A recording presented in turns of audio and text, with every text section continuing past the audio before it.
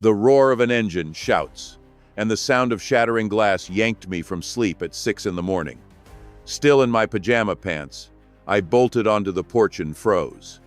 Karen, yelling, was directing movers, furiously tossing my garden tools into the bushes to clear a path to my 1955 vintage tractor. "Get this crap out of here," She shrieked, waving a walkie-talkie like a club. "Oh, a president's order." My tractor was already hooked up with cables. One of the movers, cursing, was trying to pry the roll bars from the ground, while the other was smashing the rear lights with a sledgehammer to make it easier to pull. "What the hell is going on here?" I yelled. Karen turned to me, her eyes blazing. "This is garbage. I ordered the lot cleared. You are a disgrace to the community." She threw some debris in my direction, narrowly missing me. And even seeing me in person, Karen didn't stop. On the contrary, she smirked maliciously, pointing her finger. "We're getting rid of all this eyesore right now, with security if necessary, and by force if needed." But let's rewind.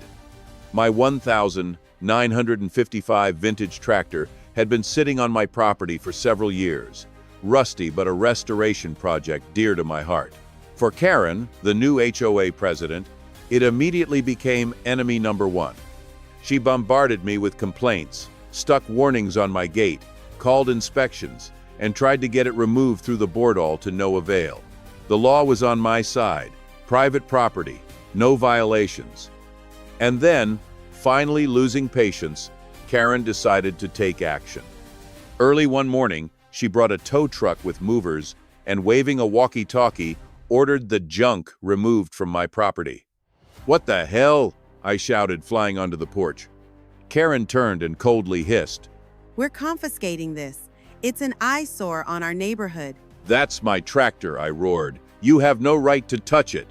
"I do." Karen sneered, shaking a folder. "New HOA bylaws. Anything that spoils the appearance of the community is subject to immediate removal." "I didn't receive any letters or notices," I yelled. "I hung a paper on your gate." Karen tossed back mockingly. "Not my problem, you ignored it." I stepped between the movers and the tractor. "Try to touch it, I'll sue you for everything you've got." The movers froze, unwilling to get involved in the squabble.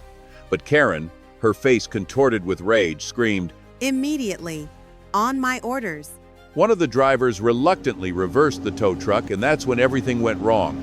The tow truck backed into the neighboring flowerbed, the very one belonging to the mayor of our district. Rare roses, worth thousands of dollars, were completely destroyed. The door of the mansion burst open. The mayor himself ran out onto the porch in a bathrobe and slippers, his face full of fury. "Who did this?" He bellowed. Karen darted towards him.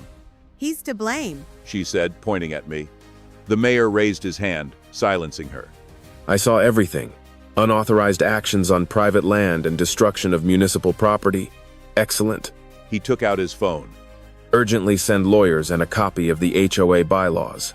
Karen turned pale. The mayor turned to me. "I advise you to document the damage and file a lawsuit. And you?" He turned back to Karen. "I forbid you from performing the duties of the president until the investigation is complete. And prepare yourself. The damage to my property will cost you dearly." The movers dropped the cables and silently walked away. The tow truck rumbled as it drove off. And I stood next to my old tractor, feeling a genuine sense of relief come with the morning quiet for the first time in a long time. Karen was officially removed from her position and fined a large sum.